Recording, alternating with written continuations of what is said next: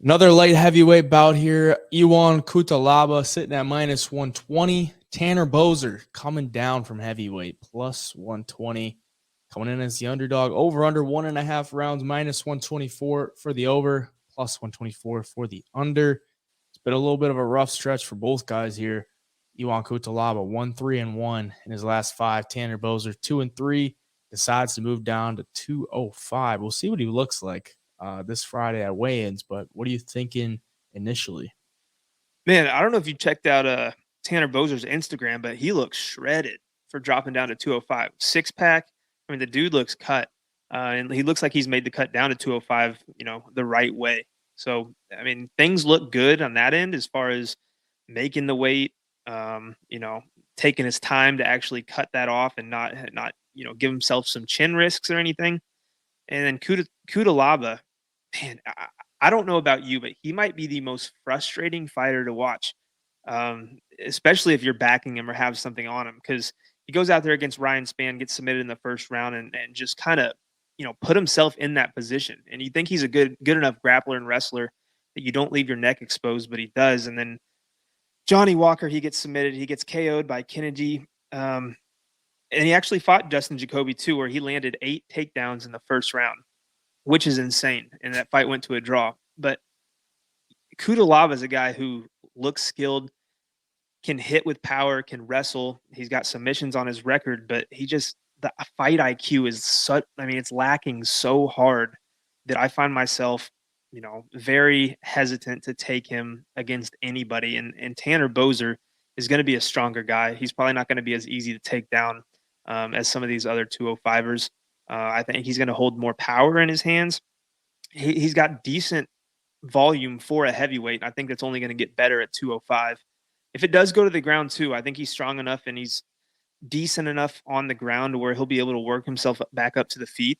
And I think we all know that Kutalaba doesn't like to, but he gasses after that first round. So I think if Boser can survive that initial onslaught in the first, I think he's just got to stay patient, not gas out himself. And as the fight goes on, I think he could find a late round TKO.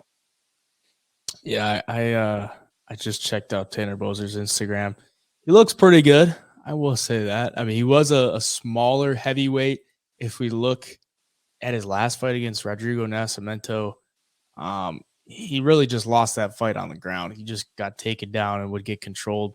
Gave up 8 minutes of control time in a 3-round fight and lost that one. So after that one, he probably looked at himself and is like, if I just go on a diet a little bit and get shredded a little bit, I can go down to 205 and my size is going to be a little bit better there. 6'2" compared to Kutalaba, who is 6'1". And I'm looking at Kutalaba. He's only 29 years old, which seems crazy because he's got 14 UFC fights. Mm-hmm. And I don't know, maybe that's something to get behind. Maybe he's still improving and the fight IQ might come to him a little bit later, but he's 14 UFC fights in and it doesn't seem like it's getting any better. But yeah, he just shoots a ton of takedowns, averages 4.7 takedowns per 15 minutes. And that's probably what I would assume he's going to do in this one, because Tanner Boser has showed in his past couple fights against Alir Latifi as well.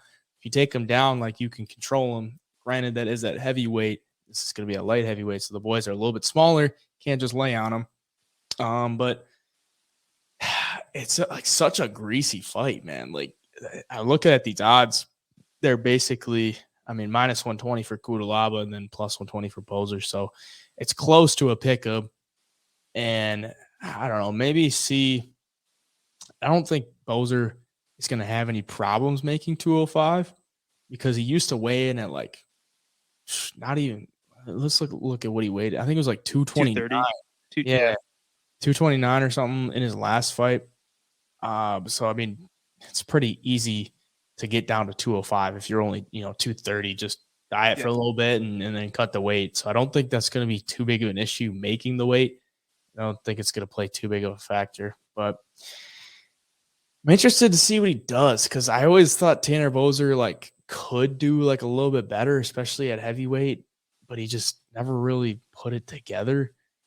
And for Cutelaba, he's got the potential, but it's so hard to get behind anything that he's throwing out there. So yeah, just a greasy one for the sake of the pick. I'm gonna go with Cutelaba just because I think he needs a bit more of he needs a win, and it's at his normal weight. So if you lose your first fight at a new weight, maybe it's not the biggest deal. But Cutelaba 1-3-1 in his last 5. His only win is to Devin Clark. Yeah. So, Kind of reminds me of the Kelvin Gastelum situation. He's 1-6 in his last fights. And then all of a sudden he's going to come out there and everybody's going to be betting on Tanner Boser. And then he's going to look like, a brand new guy. And he got it figured out finally. And then just absolutely break everybody's hearts. But obviously, Jan Cutelaba is not Kevin Gastelum. But, I mean, at the same time, man, you look at who Cutelaba is losing to. It's Glover Teixeira, Magomed Ankalaev, Dustin Jacoby, Ryan Spann, Johnny Walker. I mean, those are some names. He's not fighting bums at all. Yeah, it's a lot better competition than Tanner Boser, So I think he should probably win this one. And I'll take him for the pick.